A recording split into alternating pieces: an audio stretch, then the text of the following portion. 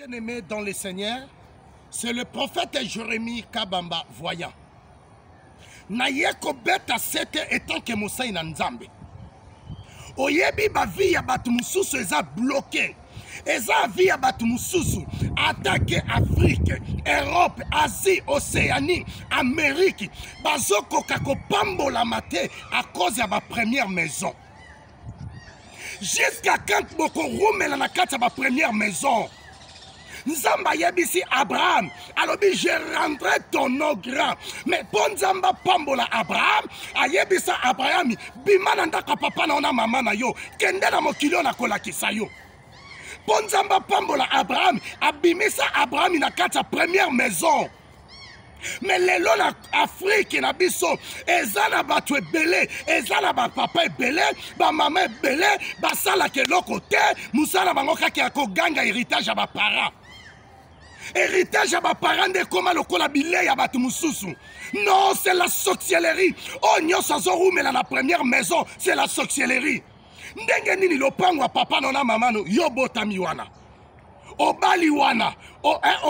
Oboti bana na lopango ba para. Bana na oba comme bota lopango ba para, c'est la sorcellerie. Bobi manakati à ma première maison. Netinga Jérémie. Papa nanga za lopango, ça me concerne pas. Na obeta tolo na eloko papa na ngai te nga Jérémie na sabwe na vanda lopanga papa na nga na bota bana lopanga papa bana nga babota lopanga papa na nga ah wana ezali il faut aller za posséder bino nyoso bo rumela bapanga ba famille bo a posséder bino nyoso bo rumela kata ba héritage ya ba parents bo a posséder obengana bande kono na lopanga papa bino nyoso obengana bana mama na bana papa na lopanga na bino nyoso oza posséder vraiment bali akenda koluka netinga voya soki eza pona vanda lopanga ba parents na oteka ta maili kwa bana nga botika ba héritage ya ba famille papa na yo asomba ndeni yo kokosomba te Agino 40, 50, 60 obeta ton héritage à ma famille. Oh lopanga papa nanga, lopanga koko nanga, c'est la sorcellerie. Bobi mala lopanga ma famille. Oh nyoso oume lopanga famille ça posséder.